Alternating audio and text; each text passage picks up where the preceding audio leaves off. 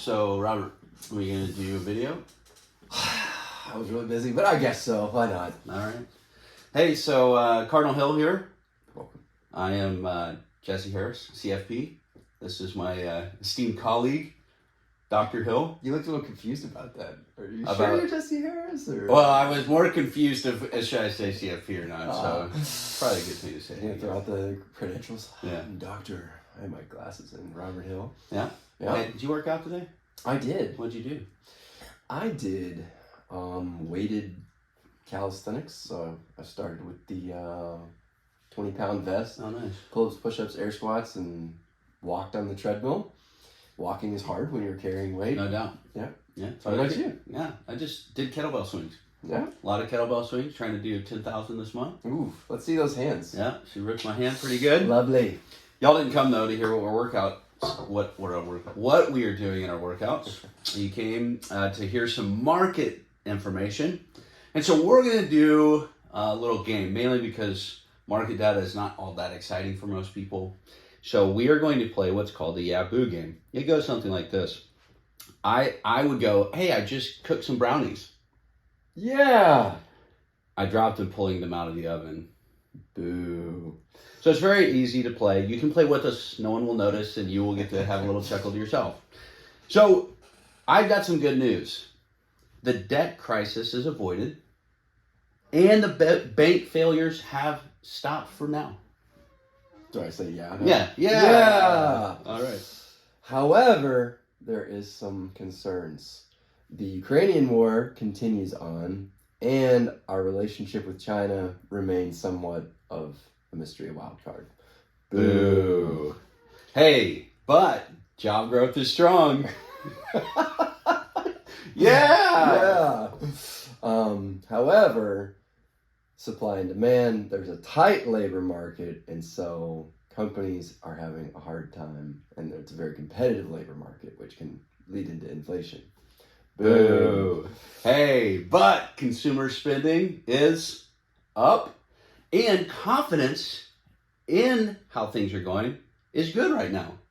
Yeah. However, consumer fear and uncertainty about the future has been high and remains high. Boo. Business and hiring is good. So that's a good thing. And businesses are investing, which is also really good. And earnings also remain high. Yeah. However, when businesses have high earnings, that may lead to some inflation because businesses are charging those high prices. And we have had historically high inflation, and there's some signs that it might be increasing again. Boo. Well, that was fun. Yeah, that was a fun. good highlight. Yep. Now, you've got some nerdy paper to do? Yeah, nerdy paper. So in general, so far, all the stuff we just suggested is there's positive and negative indicators about the prospects of the economy. We'll get to the high-level consensus, our guess for the future, but as has been for some time now, there's a lot of mixed data. So we continue to monitor it, but it is mixed. So back to the nerdy PhD stuff. Some of the stuff I read tries to make sense of this very precisely and from a more economics and statistical point of view. There's a new paper by the NBER, which is the National Bureau of Economic Research. It's a working paper, so it hasn't been peer-reviewed yet.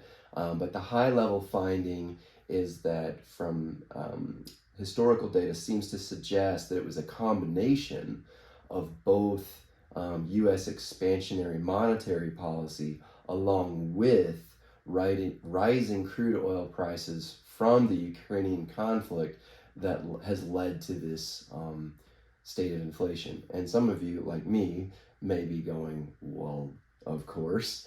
However, I do find some comfort in a robust statistical analysis finding that it's not only U.S. policy. So sometimes if you're having a coffee with a buddy, they may say, man, our government, they're to blame. And then a coffee with another buddy, they say, Russia, they're to blame. The truth is, it seems that it's often a combination of factors, which again makes it difficult to predict the future because there's always things outside of our control, even if we were to perfectly control the U.S. economy and U.S. policy. So that's worth sharing. It's a little bit of both domestic and international factors. So if you had to sum up kind of the second half of the year, what would you say on that front?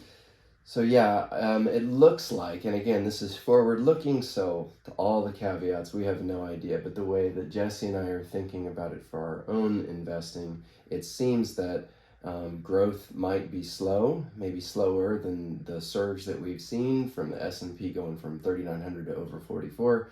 So it looks like that growth is likely to slow down because of some of those negative indicators, but it's likely to keep going.